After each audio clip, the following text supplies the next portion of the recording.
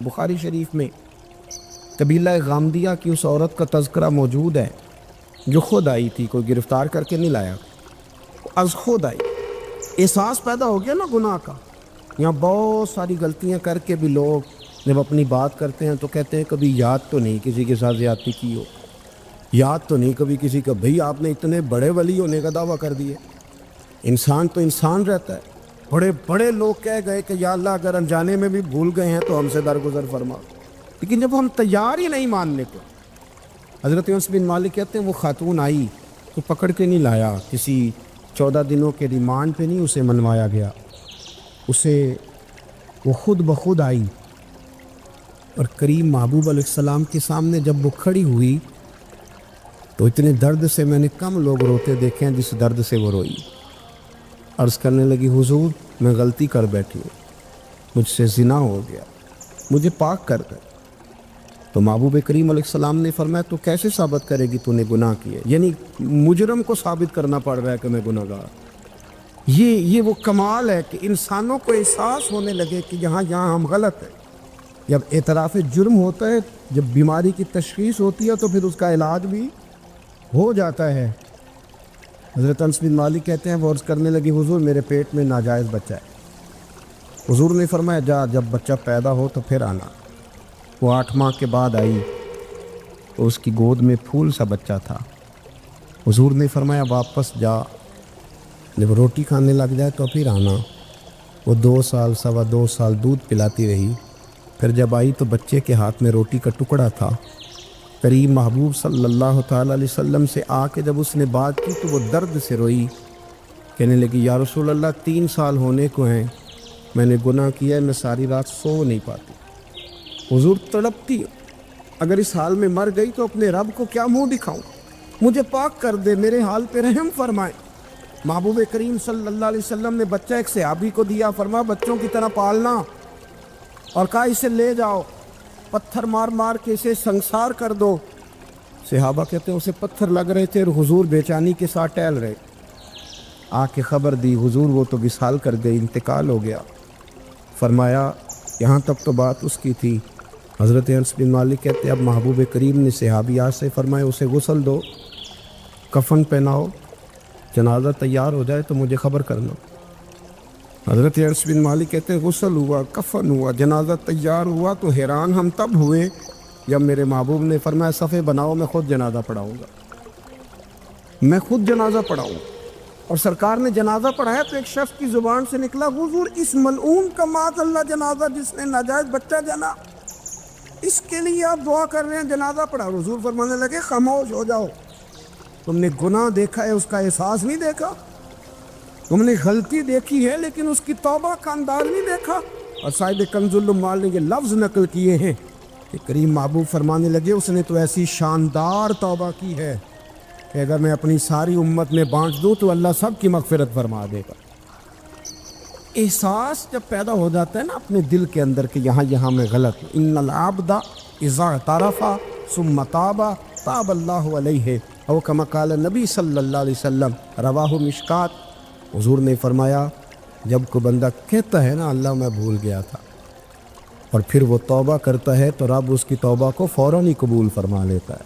حضرت عبداللہ بن حذافہ جہاد کر رہے تھے، روم کے عیسائیوں نے گرفتار کر لیا، 1000 آدمی نے مل کے پکڑا، گرفتار نہیں ہوتے تھے صحابی، 1000 آدمی نے گھیرا ڈالا، گرفتار کر کے لے گئے۔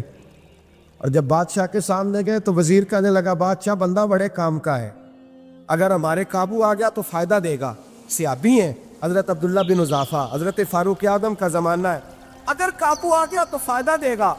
بادشاہ کہنے لگا کیوں، کیا خوبی ہے؟ کہنے لگے ہم 1000 آدمی تھے، یہ اکیلا قابو نہیں آ رہا تھا، 1000 آدمی تھے، اگر ہماری فوج میں شامل ہو گیا تو بہت بڑا جرنیل ملے گا۔ بادشاہ کہنے لگا کوئی مسئلہ نہیں، 2-3 چیزیں ہوتی ہیں بندے کو خریدنے کے لیے، خرید لیتے۔ بادشاہ کہنے لگا عبداللہ جتنی دولت تجھے چاہیے میں تجھے دے دیتا ہوں، میرے لشکر میں آ جا، معاذ اللہ اسلام چھوڑ دے۔ حضرت عبداللہ بن حذافہ کیا فرماتے ہیں بڑا تو بیوقوف ہے، میں نے دولت کمانی ہوتی تو مدینے میں بیٹھ کے تجارت کرتا، میں دولت کمانے نہیں نکلا، میں تو رسول اللہ کی رضا کمانے کے لیے نکلا ہوا ہوں۔ دولت کمانی ہوتی تو کسی مارکیٹ میں ہوتا، میدان میں آنا تھا۔ شہادت ہے مطلوب مقصود مومن، نہ مال غنیمت نہ کشور کشائی۔ یہ دولت تو لوٹی ہے رسول اللہ کے دروازے، جو تو پیچھے پیچھے پھرتی ہے نبی پاک کے غلاموں۔ یہ کمانی ہوتی تو میں کسی مارکیٹ میں ہوتا، میدان میں تھوڑا ہوتا۔ عبداللہ بن حذافہ سے دوسری چال چلی۔ کہنے لگے میاں عہدہ جو تجھے چاہیے، میں بادشاہ ہوں، میرے نیچے جو عہدہ تو کہے گا وہ تجھے مل جائے گا۔ حضرت عبداللہ بن حذافہ کہنے لگے شاید تجھے پتہ نہیں میری تعریف کیا ہے، شاید تو جانتا نہیں میری تعریف کیا ہے۔ کہا صاحب کی کیا تعریف ہے؟ کہنے لگے میں رسول اللہ کا صحابی ہوں، اور کائنات میں سب سے بڑا عہدہ مصطفیٰ کے صحابی ہونے کا عہدہ ہے۔ صحابہ وہ صحابہ تھے جن کی ہر صبح عید ہوتی تھی، خدا کا قرب حاصل تھا، نبی کی دید ہوتی تھی۔ فرمایا میں نے حضور کے جلوے دیکھے ہوئے ہیں، مجھے عہدے کی ضرورت ہی نہیں، اور میں نے عہدہ لینا ہوتا تو میں سیاست کرتا، میں تو شہادت لینے نکلا ہوں میدان میں، عہدے کا میں نے کیا کرنا ہے۔ اب بادشاہ کہنے لگا اسے قتل کر دو۔ وزیر کہنے لگا نہیں، ایک بات اور ہے، مجھے ایک چال اور چلنے دو۔ کہا وہ کیا؟ کہنے لگے میری بیٹی بڑی خوبصورت ہے، مجھے موقع دو اپنی بیٹی کو سجا بنا کے، وہ جوان جس کی جوانی اتنی بڑی ہے کہ 1000 آدمی مقابلے میں کھڑا نہیں ہوتا، اس جوان کے کمرے میں رات کی تنہائی میں بنا سوار کے بی بی کو بھیجا۔ وہ بی بی کہتی ہے میں ساری رات بن سور کے اس صحابی کے کمرے میں بیٹھی رہی، لیکن یہ کیا شخص تھا، ساری رات ہی مصلے پہ بیٹھا رہا، ساری رات ہی، کچھ دیر تھک جاتا تو یہ کریم رسول پہ درود پڑھنا شروع کر دیتا۔ بی بی کہتی ہے سحری ہو گئی تو میں نے چھو کے دیکھا کہ انسان ہے کہ جن ہے، یہ بندہ ہے کہ فرشتہ ہے، چھو کے دیکھا۔ کہنے لگے پیچھے ہٹ جا۔ میں نے کہا میں نے تو سنا تھا تو 1000 کے مقابلے میں ہے، اور تو اتنا بے حس ہے کہ بنی سوری دلہن بیٹھی ہے، تو نے نظر نہیں کی۔ عبداللہ بن حذافہ، بی بی کہتی ہے نظر پھر نہیں اٹھائی، نظر پھر جھکی ہوئی ہے۔ کہنے لگے بی بی میں مجبور ہوں، اب میرے اوپر کوئی حسن نہیں چلتا، میں نے جلوائے بدوہا کا دیدار کیا ہوا ہے، اب میری نگاہوں میں جچتا نہیں کوئی، اس لیے کہ جیسے میرے سرکار ہے ایسا نہیں کوئی، کبھی بھی اب نہیں کسی کا میرے اوپر جادو چلتا۔ میں نے مصطفیٰ کو، اور کہا ذرا پیچھے ہٹ کے بیٹھ، مجھے میرے رسول نے غیر محرم سے بچنے کا حکم دیا ہے، ذرا پیچھے ہٹ کے بیٹھ۔ سحری کا وقت تھا تو بی بی کہتی ہے اس نوجوان کے جملے میرا سینہ چیر گئے، کلیجہ پھٹ گیا، چیخ نکلی، میں کفر کے عالم میں روئی۔ میں نے کہا مجھے بتا تو صحیح، آخر یہ جذبہ کہاں سے ملتا ہے، آخر یہ روشنی تو میں نے دیکھی نہیں، کہاں سے آتی ہے؟ ایک میرا باپ ہے جو بنا سور کے مجھے تیرے کمرے میں چھوڑ گیا، بتلا یہ کہاں سے کیف آتے ہیں؟ عبداللہ بن حذافہ کہنے لگے اگر کیف لینا ہے تو بھی میرے مصطفیٰ کا کلمہ پڑھ جا، آ جا دروازے رسول پہ جھک جا، مل جائے گا۔ سویرے دروازے پہ باپ آیا بیٹی سے رزلٹ لینے، دروازہ کھولا تو بیٹی نقاب پہنے باہر آئی۔ باپ کہنے لگا کیا بلا؟ کہنے لگی پیچھے ہٹا، تو غیر محرم ہے، کافر ہے، میں مسلمان ہوں۔ اس نے کہا کیا ہوا؟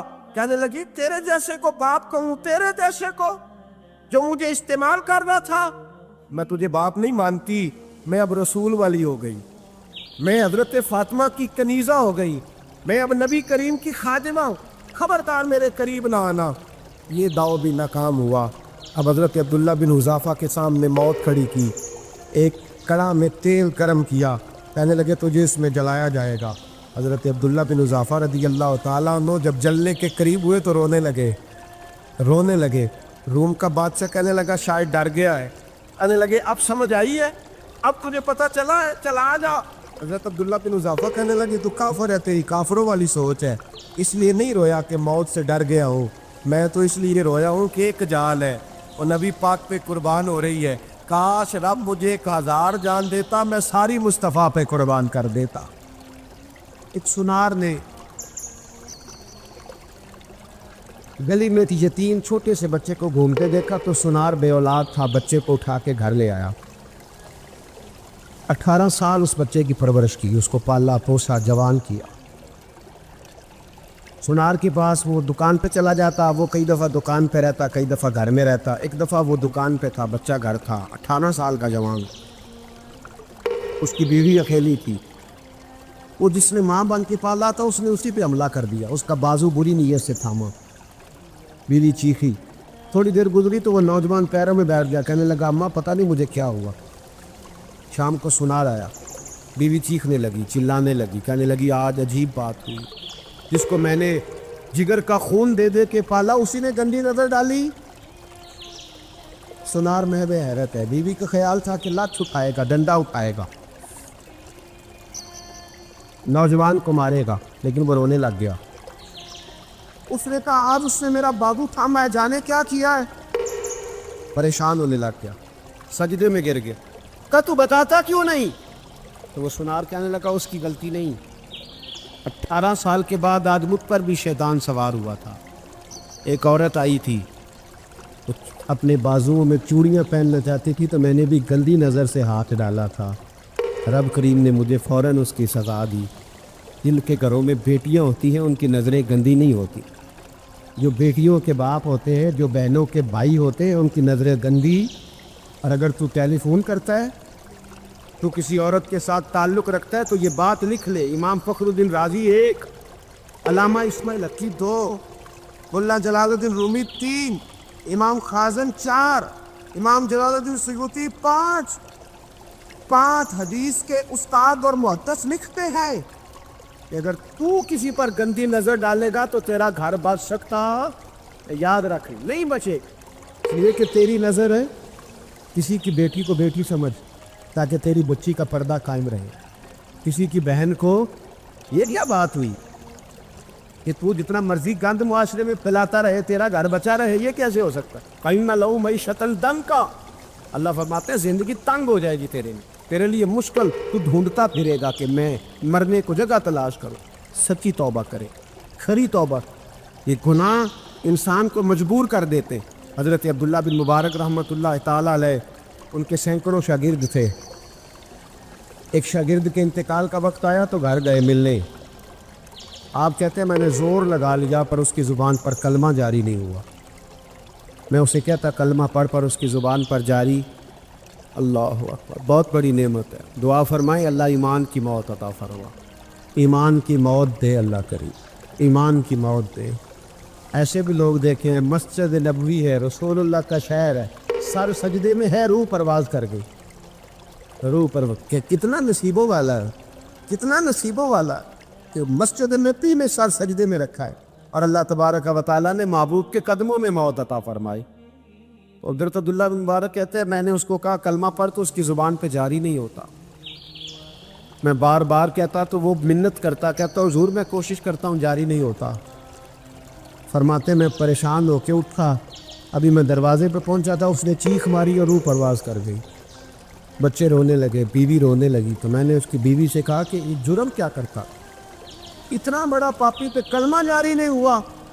اس کی زوجہ کہنے لگی حضرت جی 2 گناہ تھے اس کے، ایک تو یہ شراب کا عادی تھا، روکتی تھی باز نہیں آتا تھا، اور دوسری بات یہ کہ یہ اپنی اماں کا نافرمان تھا، وہ 2 گلیاں چھوڑ کے رہتی ہے، یہ کبھی ملنے نہیں گیا تھا، اس بوڑھی کا کلیجہ اس کی طرف سے بڑی تکلیف میں تھا۔ حضرت عبداللہ بن مبارک کہنے لگے جا تو بھی دعا کر، اس کی ماں کو بھی کہہ دعا کرے کہ یہاں تو یہ کلمہ نہیں اسے نصیب ہوا، اللہ کرے اللہ آخرت کی منزلیں اس کی بہتر فرما دے۔ حضور صلی اللہ علیہ وسلم کے پاس ایک مہمان آ گئے رات کے وقت میں، جب وہ آئے تو حضور نے پوچھا کھانا کھانا ہے؟ تم نے کہا کھانا ہے۔ جھوٹ اور بھوک کو جمع کرنا منع ہے، کہا جی کھانا ہے۔ تو حضور صلی اللہ علیہ وسلم نے فرمایا ازواج مطہرات کے گھروں میں پتہ کرو کچھ ہے۔ حضرت ام سلمہ کے گھر میں پتہ کیا تو کہا یا رسول اللہ 4 دن سے روٹی نہیں پکی۔ حضرت زینب سے پوچھا تو کہا حضور کئی دن سے چولہا ہی نہیں جلایا۔ حضرت عائشہ صدیقہ، حضرت میمونہ، حضرت سودا، تمام گھروں سے بظاہر یہ 2 جہاں کے شاہ ہیں پر پاس کچھ رکھتے نہیں، 2 جہاں کی نعمتیں ہیں ان کے خالی ہاتھ میں، ہر چیز ہے پر فقر اختیاری ہے، کوئی شے نہ ملی۔ نبی پاک صلی اللہ علیہ وسلم نے مسجد میں اعلان کیا، فرمایا کون ہے جو میرے مہمان کو روٹی کھلائے؟ ان لفظوں کا حسن کوئی حسن والا ہی سمجھ سکتا ہے۔ فرمایا کون ہے جو میرے مہمان کو کھانا کھلائے؟ تو ایک صحابی لے گئے اور اٹھے، وہ صحابی جو صحابہ میں غریب تھے، ایک انصاری جو غریب آدمی تھے، بہت زیادہ امیر آدمی اللہ کی راہ میں خرچ نہیں کر پاتا، اس کے لیے مشکل ہو جاتا ہے۔ اس کے لیے بہت امیر آدمی جو ہوتا ہے نا، وہ جتنا زیادہ امیر ہوتا ہے نا، اتنی دیوار اس کے گرد کھڑی ہو جاتی ہے پیسوں کی، مشکل ہو جاتا ہے اس کے لیے۔ غریب آدمی کھڑے ہوئے، اگرچہ میرے محبوب کے غلاموں میں جو بڑے امیر تھے وہ بھی خرچ کرنے میں بڑے آگے تھے، حضرت عثمان غنی رضی اللہ تعالیٰ عنہ، حضرت عبد الرحمن ابن عوف، حضرت ابو بکر صدیق رضی اللہ۔ لیکن یہ غریب آدمی کا حضور میں لے جاؤں گا، میں لے کے جاؤں، اور یہ بخاری مسلم ہے۔ حضور نے فرمایا لے جاؤ، وہ اب سے آپ بھی گھر لے گئے اور بیوی سے مشورہ کیا، بات پہ غور کرنا، ہر چیز کی بھوک دیکھی جا سکتی ہے، بچوں کی نہیں دیکھی جا سکتی۔ وہ انصاری حضور کے مہمان کو گھر لے گئے، جا کے بیوی سے مشورہ کیا، کہا بھلی مانس گھر میں کچھ ہے؟ تو اس نے کہا تھوڑا سا بچوں کے لیے کھانا رکھا ہے، بچوں کے لیے۔ بچے تو بزدل کر دیتے ہیں، بچے تو آدمی کو بزدل کر دیتے ہیں، بچے تو مار دیتے ہیں، کلیجہ پھٹ جاتا ہے بچہ بھوکا ہو تو، نیند نہیں آتی۔ اب صحابی اپنی بیوی سے کیا کہتے ہیں؟ کہتے ہیں بچوں کو بہلا کے سلا دے، اور رسول اللہ کے لیے نہیں، رسول اللہ کے مہمان کے لیے، بھائی نبی پاک کے لیے نہیں، حضور کے تجھ سے در در سے سگ اور سگ سے ہے مجھ کو نسبت، میری گردن میں بھی ہے دور کا پٹکا تیرا، تجھ سے در در سے سگ سگ سے ہے مجھ کو نسبت۔ لمبی بات ہے۔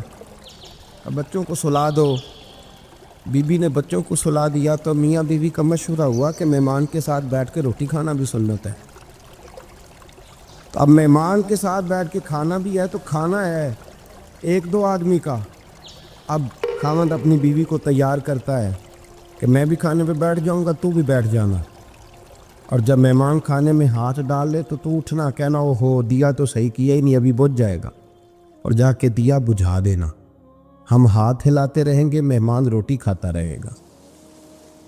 اور یار اس درد کو، اس کیف کو سمجھو، گھر میں بچے بھی بھوکے، بچوں کی ماں بھی بھوکی، بچوں کا باپ بھی بھوکا، دسترخوان پہ روٹی لگ گئی، روٹیاں چون ڈالیں، بی بی اٹھی کہنے لگی او ہو چراغ تو صحیح کیا ہی نہیں، یہ تو بجھ جائے گا۔ حوصلے مند بی بی جس نے بچے بھوکے سلا دیے، وہ بھوکے سوئے ہوئے بچوں کی بھوکی اماں اٹھی اور اپنے خاوند کی تابے داری میں اٹھی، میں گڈی تے ہاتھ ڈور سجن دے، وہ جنگ رکھے اونج رہنا ہے، اٹھی اور اس نے نا دیا ٹھیک کرنے کے بہانے بجھا دیا، مہمان روٹی کھاتا رہا اور رسول اللہ کے نوکر قربانی دیتے رہے۔ وہ روٹی کھا کے سیر ہو کے بستر بچھایا تو سو گیا۔ یہ میاں بیوی ساری رات بچوں کی طرف دیکھتے رہے اور غور کرتے رہے اور راضی رہے کہ ہم نے حضور کا فریضہ نبھایا ہے۔ قربان جاؤں محبوب پہ، بے خبر ہو جو غلاموں سے وہ آقا کیا ہے۔ وہ صحابہ وہ اگر قربانیاں دیتے تھے تو جو اعزاز ملتا تھا وہ بھی بڑا شان والا ہے۔ صحابی کہتے ہیں میں فجر کی نماز پڑھنے مسجد آیا، پہلا قدم رکھا تو میرے کریم بولے، حضور نے فرمایا رات جو تو نے اور تیری بیوی نے عمل کیا ہے خدا کو بھی بڑا پسند آیا ہے، محمد مصطفیٰ کو بھی بڑا پسند ہے۔ اور پھر ایک لفظ اور ہے حدیث میں، ایک روایت میں کچھ جملے اور بھی ہیں۔ حضور نے فرمایا جب تو اور تیری بیوی رات مہمان کے ساتھ ایثار کر رہے تھے نا، تو عرش کا مالک تمہیں مسکرا کے دیکھ رہا تھا، رب تمہیں دیکھ کے مسکرا رہا تھا، رب تمہیں دیکھ کے مسکراتا، دامنی پہ شیخ ہماری نہ جائیے، ہم دامن نچوڑ دیں تو فرشتے وضو کریں، پر میں وہ مسکرا رہا تھا کہ میرے بندے میرے رسول کی رضا کے لیے کیا کر رہے ہیں۔ اور صاحب دیکھو، نبی پاک کے لیے نہیں، خاندان کے لیے نہیں، خاندان نبوت کے لیے نہیں، حضور کے نہ سمجھے یار، اس پہلو کو سمجھے۔ نبی پاک کے بریلی کے امام بول پڑے، فرمانے لگے تجھ سے در سے سگ سے ہے مجھ کو نسبت، تجھ سے در سے ساگ کتے کو کہتے ہیں فارسی میں۔ فرماتے ہیں محبوب تیرا دروازہ اور دروازے پہ کتا، اور کتے کے پاس میں بیٹھا ہوں، چلو کتے کے پاس تو بیٹھا ہوں نا، میری گردن میں بھی کوئی تو پٹکا ہے ہی ہے نا، تجھ سے در سے سگ اور سگ سے ہے مجھ کو نسبت، چلو میری گردن میں بھی ہے دور کا پٹکا تیرا۔ قرآن مجید بول اٹھا، رب کریم نے فرمایا حبیب یہ تیرے غلام وہ ہیں کہ وَيُكْسِرُونَ عَلَىٰ أَنفُسِهِمْ وَلَوْ كَانَ بِهِمْ خَصَاصَةٌ، فرمایا ان کا حال یہ ہے کہ جس چیز کی شدید حاجت ہوتی ہے وہ بھی اپنے بھائیوں پہ قربان کر دیتے، وہ دے دیتے ہیں تیرے نام پہ، جب مکے والے مدینے آئے انصار مدینہ تو میرے مصطفیٰ کریم نے فرمایا نہ تمہاری نسلیں ایک ہیں نہ قبیلے ایک ہیں، لیکن تمہارا نبی ایک ہے، تمہارا رسول ایک، خدا ایک، کتاب ایک، تمہارا میری وجہ سے رشتہ ہے۔ چلو اپنے بھائیوں کے ساتھ احسار کرو، چلو احسار کرو۔ اگر کسی کے 2 مکان تھے تو اس نے ایک اس کو دے دیا جو مکے سے آیا تھا، 2 باغ تھے تو ایک دے دیا، کسی کے پاس ایک تھا تو آدھا بانٹ کے دے دیا، ہر چیز تقسیم کر دی۔ حالات بدل جاتے ہیں، حالات بدل جاتے ہیں۔ تلک الایام نداولها بین الناس، اللہ لوگوں کے درمیان دن بدل دیتا ہے، حالات بدل گئے۔ بڑا مال غنیمت آیا، بنو نذیر کا علاقہ فتح ہوا تو میرے رسول پاک صلی اللہ تعالیٰ علیہ وسلم نے انصار مدینہ کو اکٹھا کیا، فرمایا بھئی مال اب بڑا آ گیا ہے۔ 2 باتیں یہاں تو اس طرح کرتے ہیں کہ میں ان کو کہتا ہوں جو مکے سے آئے تھے کہ جتنی تمہاری جائیدادیں باغ انہوں نے لیے ہیں واپس کر دیتے ہیں تمہیں، اور جو مال آیا ہے وہ بھی تم میں سے آدھا آدھا دونوں کے درمیان بانٹ دیتے ہیں، یا جیسے تمہارا دل چاہے تمہارے مال بھی واپس کرتے ہیں، اور جو وہاں سے مال آیا وہ تمہارے بیچ بانٹ دیتے ہیں، یا اگر تم کہو تو یہ مال ان کو دے دیتے ہیں مہاجرین کو، تمہیں تمہارے مال واپس مل جاتے۔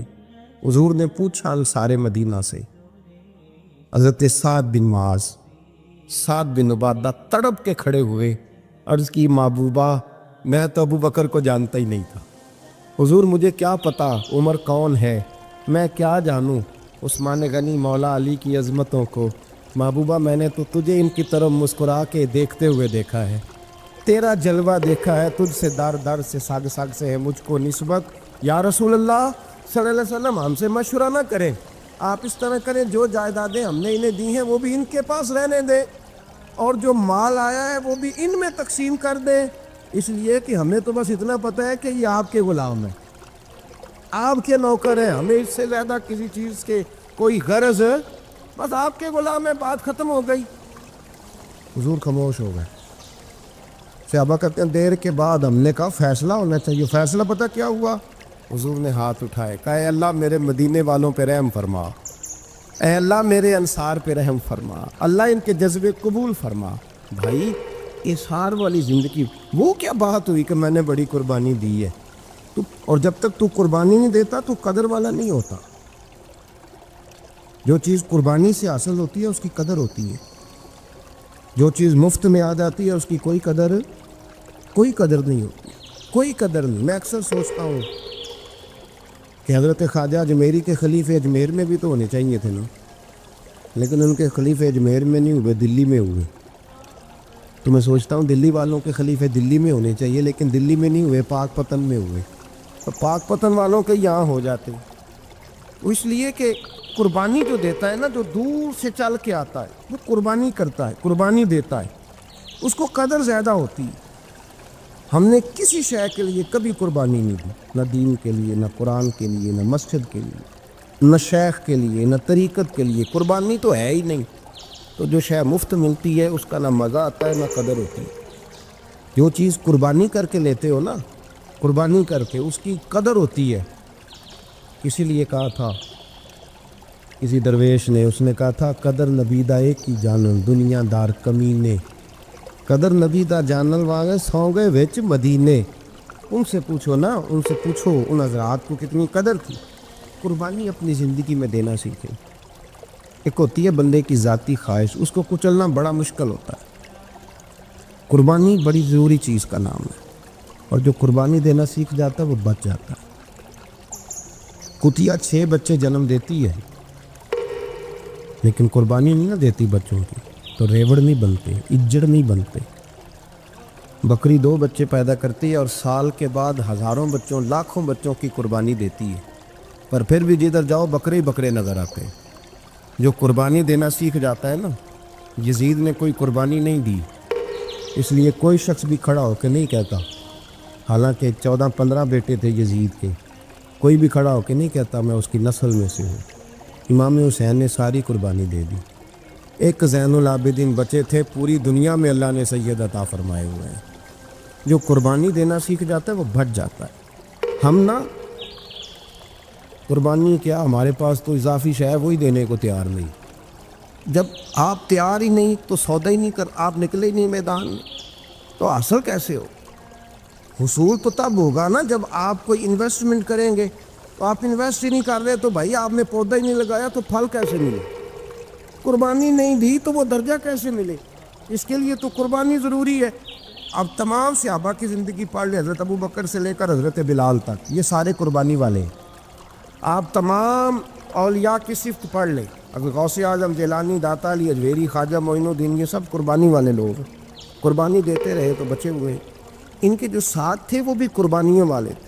قربانی حصہ ہے طریقت کا، قربانی ضروری ہے. اور ہمارے صوفیاء تو کہتے ہیں جس شخص نے تصوف میں آ کے قربانی نہیں دی.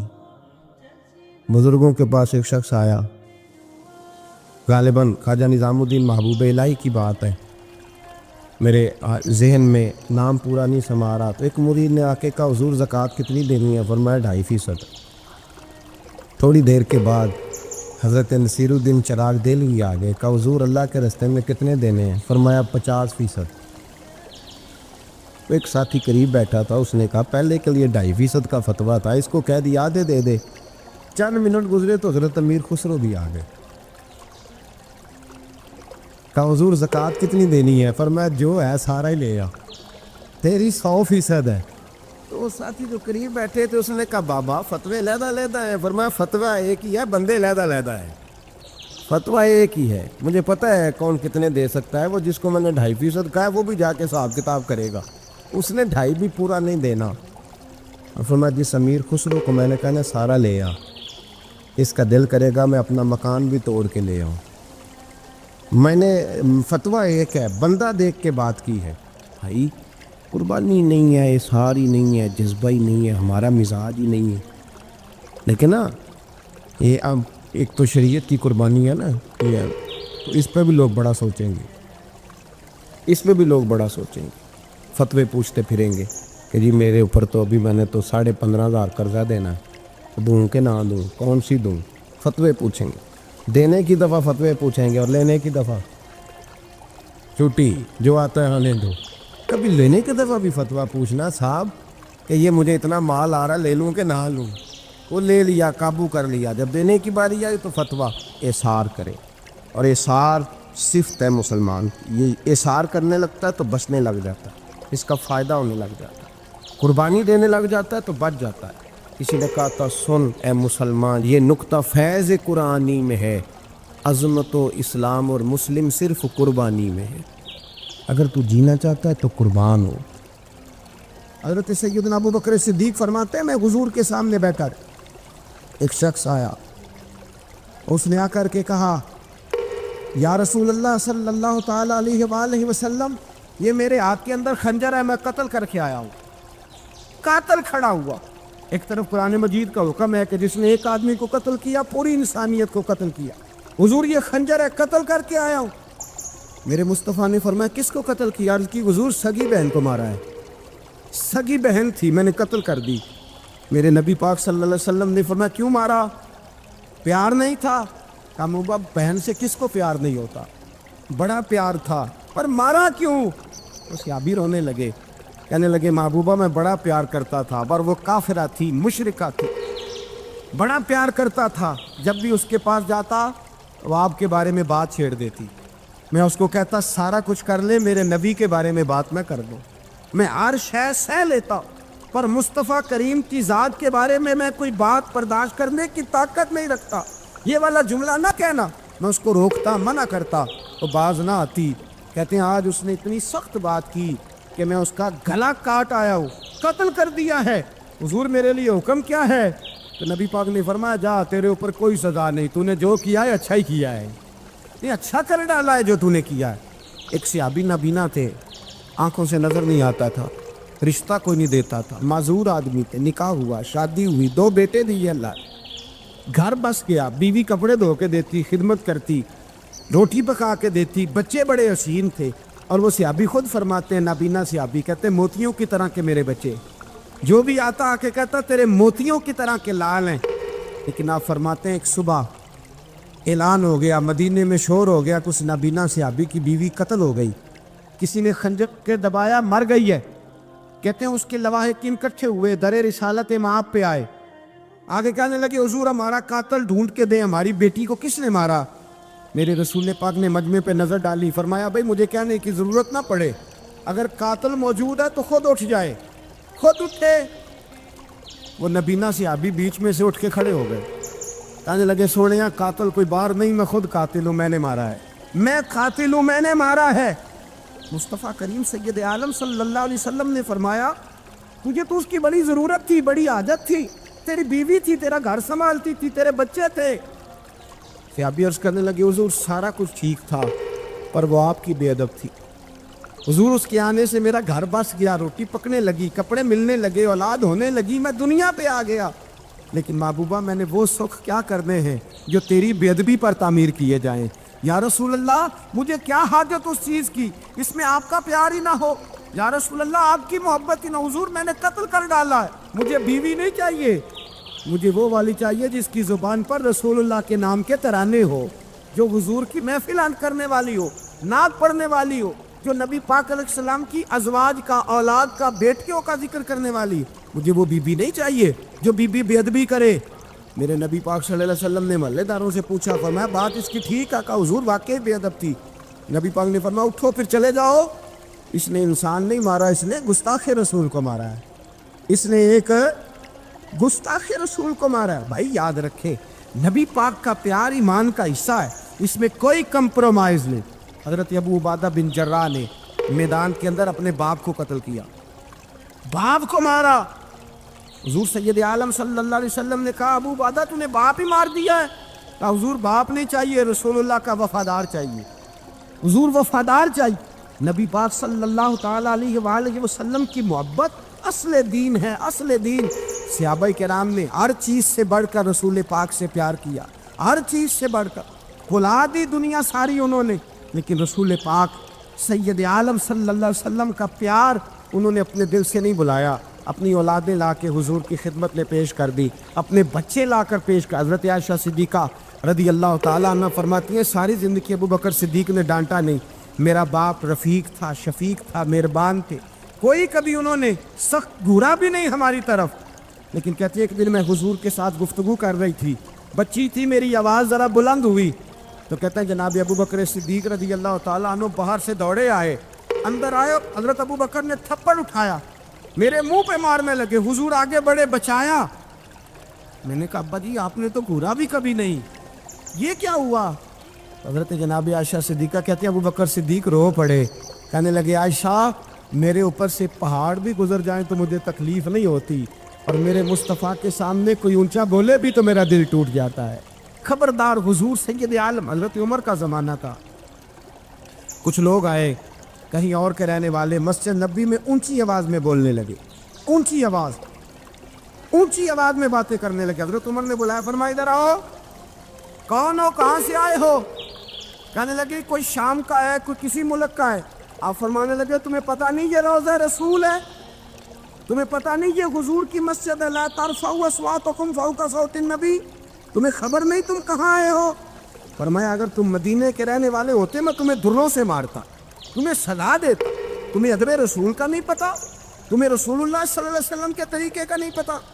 نبی پاک صلی اللہ علیہ وسلم کے وجود سے خون نکلا، حضور نے حضرت عبداللہ بن زبیر سے کہا ٹھکانے لگا دو، جاؤ ٹھکانے لگا دو، ایسی جگہ لگاؤ جہاں کسی کی نظر نہ پڑے، خون بہتا ہوا خون حرام ہے، قرآن پاک نے بیان کیا ہے، کہا ٹھکانے لگا دو۔ حضرت عبداللہ بن زبیر باہر نکلے اور حضور کا جو خون تھا وہ پی گئے۔ حضور نے کہا تھا پی لینا، کیا کہا تھا؟ ٹھکانے لگا دو، پی گئے۔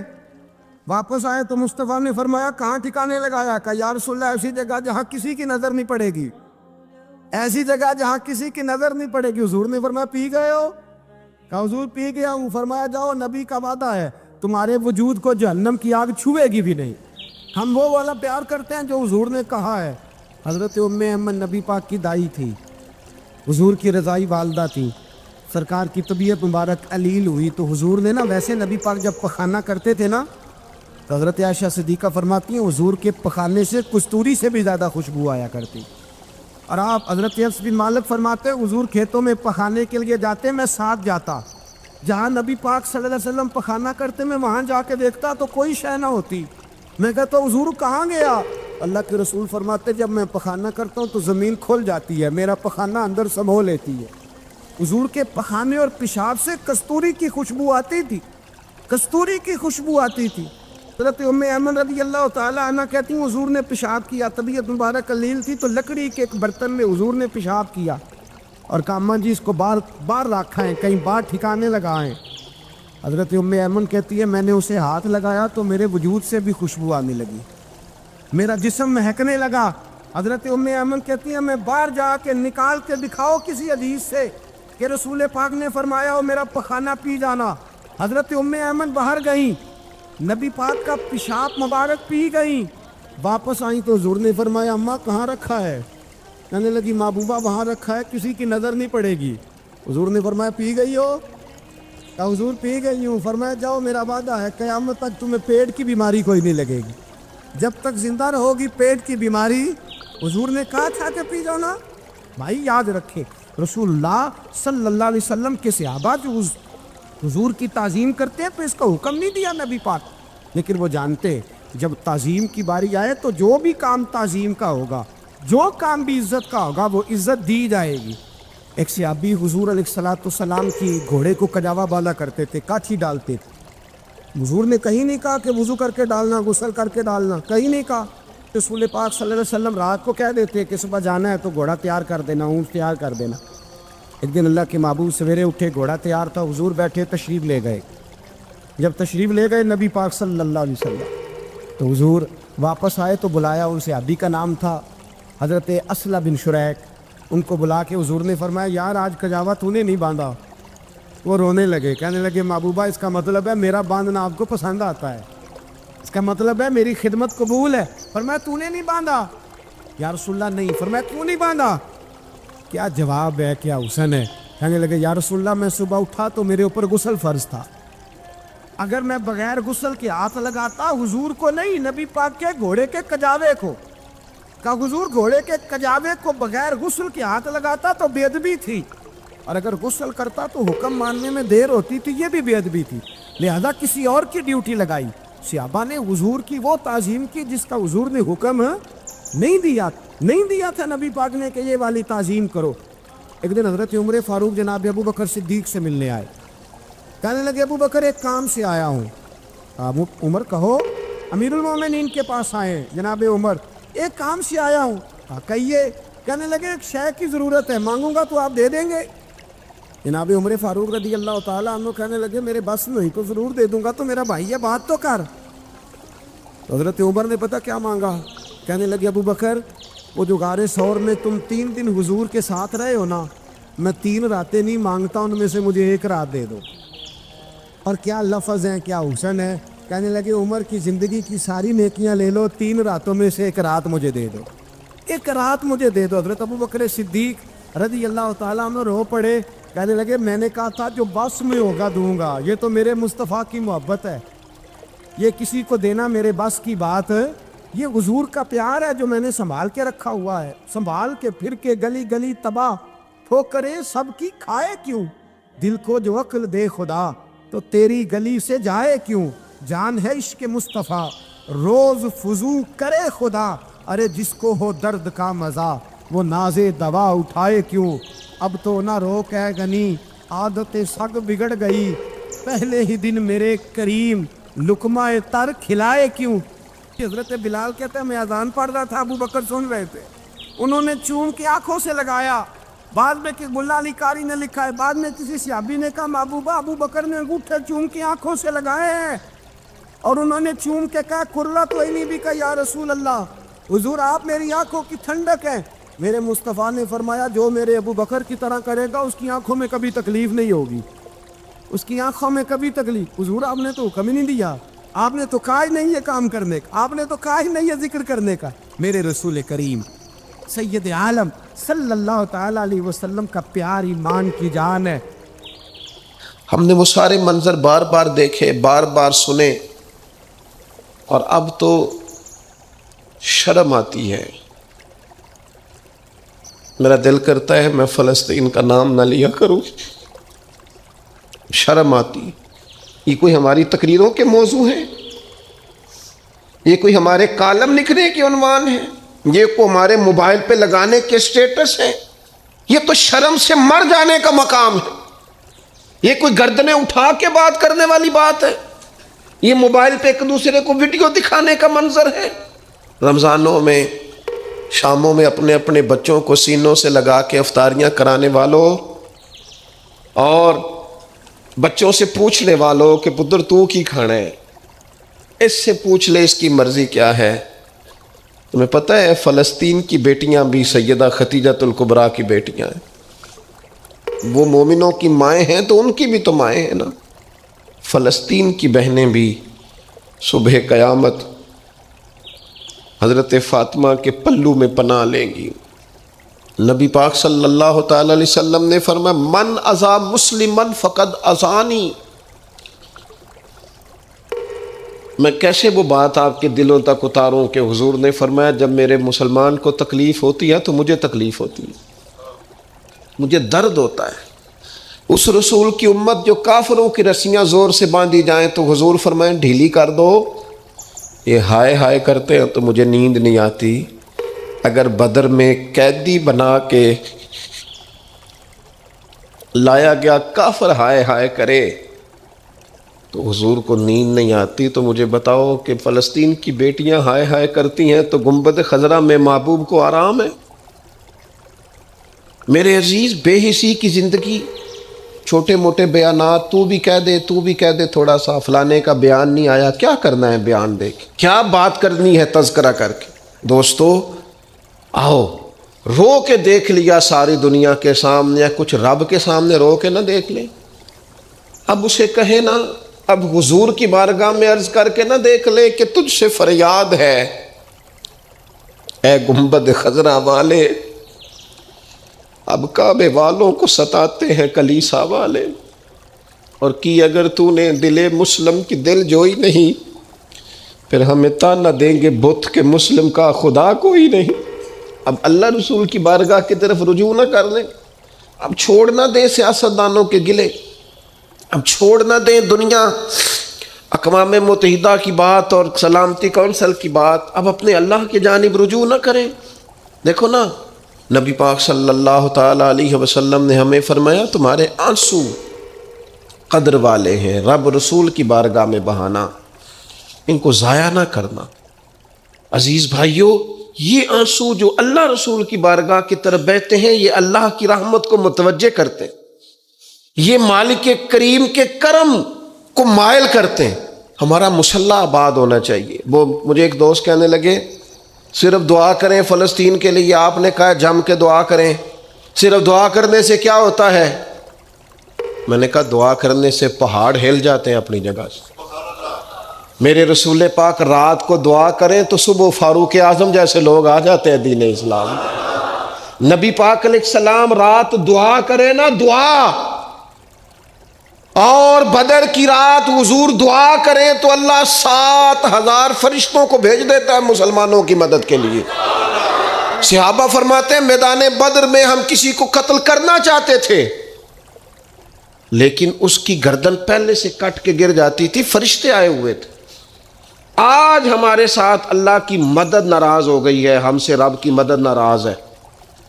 ہماری مجموعی غلطیاں، قومی کوتاہیاں، بددیانتیاں، رشوت خوریاں، ہمارے جھوٹ، ہماری بد اخلاقیاں، مجموعی طور پر سوسائٹی کی مادہ پرستی، اخلاقی رویوں کی گراوٹ، لوٹنا، اپنا حصہ وصول کرنا، جگہ جگہ پہ کمیشن مقرر کرنے، ہر شخص کا ذات کے لیے سوچنا، اللہ کی مدد پھر روٹ جایا کرتی ہے، ناراض ہو جایا کرتی ہے۔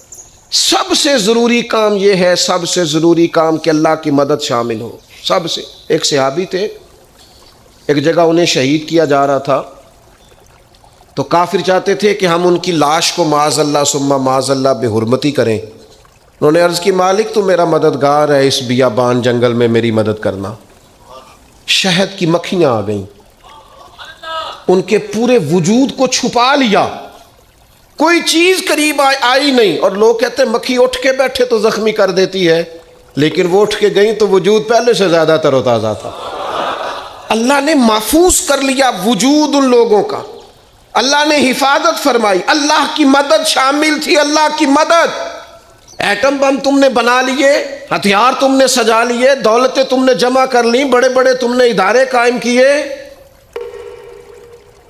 اب ایک کوشش اور بھی کرو، رب رسول کی بارگاہ میں رو تاکہ تمہیں اللہ کی مدد بھی ملے، تمہارے اندر حوصلہ بھی پیدا ہو، تمہارے اندر شعور بھی بلند ہو، اپنی ذات سے اٹھ کر سوچنے کی تمہیں طاقت بھی میسر آ۔ ایک بات بڑی ضروری ہے، وہ میں نے آپ سے ضرور کرنی ہے۔ ایک آیت ہے قرآن پاک کی سورۃ بقرہ پہلا سپارہ آیت نمبر 120۔ اللہ تعالیٰ نے ایک حد بیان کر دی، فرمایا وَلَن تَرْضَىٰ عَنْكَ الْيَهُودُ وَلَا النَّصَارَىٰ حَتَّىٰ تَتَّبِعَ مِلَّتَهُمْ، فرمایا یہ یہودی اور عیسائی تم سے ہرگز راضی نہیں ہوں گے۔ یہ قرآن ہے، اور سادہ ترجمہ تفسیر کی بھی ضرورت نہیں، یہ معاہدے کر لیں، محبت کے وعدے کر لیں، یہ تم سے راضی نہیں ہوں گے۔ کب راضی ہوں گے؟ حتیٰ تتبع ملتہم، یہاں تک کہ تم ان کے دین کی پیروی کرنے لگ جاؤ۔ میرا جب پہلی دفعہ پاسپورٹ بنا تو میں نے سارا پڑھا، کتابیں پڑھنے کا شوق تھا شروع سے۔ اس کے ہر صفحے پہ لکھا ہے کہ سوائے اسرائیل کے، یعنی آپ پوری دنیا میں یہ سبز ہلالی پاسپورٹ لے کے جا سکتے ہیں، خبردار اسرائیل آپ یہ پاسپورٹ لے کے نہیں جا سکتے۔ یعنی اتنی نفرت کسی ملک سے کہ اس پر لکھ کے چھاپ دیا ہر صفحے پر کہ یہ پاسپورٹ سوائے اسرائیل کے ہر ملک کے لیے کارآمد ہے۔ میرا سوال ہے عرب کے ان لیڈروں سے جنہوں نے اسرائیل کے ساتھ معاہدہ کیا، مجھے بتاؤ تمہیں فلسطین کی بیٹیاں بھول گئی نا ساری کی ساری؟ تمہیں وہ ماں بھول گئی نا جو مسجد اقصیٰ کے دروازے پہ کھڑی ہو کے چیخیں مارتی تھی اور کہتی تھی کوئی علی کو خبر کرو کہ میری بچیاں قید میں ہیں؟ وہ بھول گئی؟ تمہیں وہ بہن بھول گئی نا جس پر شراب کی بوتل انڈیلتے تھے اسرائیل کے فوجی؟ وہ آپ کو ابھی بھی ویڈیو مل جائے گی، وہ انڈیلتے تھے شراب کی بوتل، اسے پکڑتے تھے، دست درازی کرتے تھے، اور وہ بیٹی کہتی تھی یا رحمت للعالم۔ بھول گیا تمہیں وہ سارا کچھ؟ تم نے ایک منٹ لگایا اور تم معاہدہ کس سے کروا رہے ہو؟ امریکہ کے صدر سے؟ اتنا ظلم کیا تم نے، اتنا قاتل کے ساتھ معاہدہ؟ کیا سمجھتے ہو فلسطین والوں کا کوئی والی وارث نہیں؟ سنو، میرے رسول کریم صلی اللہ علیہ وسلم نے فرمایا میرا کوئی مالدار امتی دنیا سے چلا جائے، پیسے جائیدادیں چھوڑ کے جائے تو اس کی اولاد میں بانٹ دینا، لیکن اگر اس کے ذمہ قرضہ ہو تو میرے پاس آ جانا، میں اپنی امتی کا قرض ادا کروں گا۔ جس کا کوئی وارث نہیں ہوتا مدینے والا اس کا وارث ہوتا ہے، میں قرض دوں گا اپنے امتی کا۔ کیا سمجھتے ہو فلسطینی لاوارث ہے؟ صبح قیامت نبی پاک تم سے سوال کریں گے، تمہیں اللہ کے حضور حاضری دینی ہے۔ کیوں نہیں صلح کرتا اسرائیل فلسطین کے ساتھ؟ لبنان کے ساتھ دوستی کیوں نہیں کرتا؟ شام سارا کٹ گیا اسرائیل کی وجہ سے، اور آج تمہیں خیال آیا ان کے ساتھ معاہدہ کرنے کا؟ ہمیں سبق پڑھاتے ہو خدا سے ڈرو، اور پھر اقبال کہتے ہیں مسلمانوں سے مایوس نہ ہونا، حکمرانوں سے زیادہ امیدیں بھی نہ لگانا۔ وہ جو چھوٹے چھوٹے لوگ نکلے تھے نا صحرا سے، بظاہر غریب تھے، بظاہر ان کے پاس مال نہیں تھا، وہ خالد بن ولید جیسے، وہ سعد بن ابی وقاص جیسے، بظاہر ان کے پاس زیادہ اسلحہ نہیں تھا۔ اقبال کہنے لگے مایوس نہ ہونا، یہ نہیں کہنا بن کچھ نہیں سکتا، فرمانے لگے رات میں نے سنا ہے فرشتے آپس میں باتیں کر رہے۔ واہ اقبال، تیرا بھی انداز کتنا نرالا ہے۔ کہنے لگے رات فرشتے آپس میں باتیں کر رہے تھے، میں نے سن لی ہیں۔ بھلا وہ کیا کہہ رہے تھے؟ یہ سارے لوگ نا خالد بن ولید، سعد بن ابی وقاص، یہ صحرا کے رہنے والے تھے، اور اس وقت کی سب سے سپر پاور روما کہلاتی تھی، الٹ پلٹ کے رکھ دی ساری رومی سلطنت۔ تو اقبال کہنے لگے رات فرشتے آپس میں باتیں کر رہے تھے کہ سنا ہے پاکستان کے، ہندوستان کے مسلمان جوان مایوس ہو گئے۔ کہنے لگا نہ مایوس ہونا، نکل کے صحرا سے، جس نے روما کی سلطنت کو الٹ دیا تھا، نکل کے صحرا سے۔ گرمی دیکھو اس شعر کی، ولولہ دیکھو اس مرد کا جو مصور پاکستان ہے، نکل کے صحرا سے جس نے روما کی سلطنت کو الٹ دیا تھا، سنا ہے میں نے یہ قدسیوں سے، وہ شیر پھر ہوشیار ہوگا۔ وہ کل باتیں کر رہے تھے کہ بہت سارے ان میں سے پھر جاگ گئے اور بڑی جلدی وہ بلاک بنائیں گے۔ سنا ہے میں نے یہ قدسیوں سے کہ وہ شیر پھر ہوشیار ہوگا، وہ آئے گا میدان میں، نکلے گا، اور انشاءاللہ یہی چراغ جلے گا تو روشنی ہوگی۔ معراج کی بات کرنے کا تو اب وقت آیا ہے، اس لیے کہ معراج کا سارا واقعہ تو مسجد اقصیٰ کے گرد گھومتا ہے۔ سبحان الذی اسریٰ بعبدہ لیلا من المسجد الحرام الی المسجد الاقصیٰ۔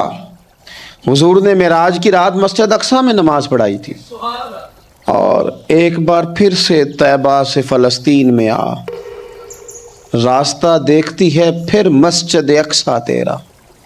एक बार हुजूर गए थे मक्के से मस्जिद अक्सा और फिर हुजूर फरमाते हैं जब मैं वापस गया ना तो कुफार ने जो कि मस्जिद अक्सा देखी हुई थी तो मुझसे पूछना शुरू कर दिया कि मस्जिद अक्सा की खिड़कियां कितनी हैं, दरवाजे कितने हैं, पिलर कितने हैं। जब उन्होंने सवाल जवाब किए तो हुजूर फरमाते हैं कि रब करीम ने मस्जिद अक्सा को उठा के मेरे सामने रख दिया।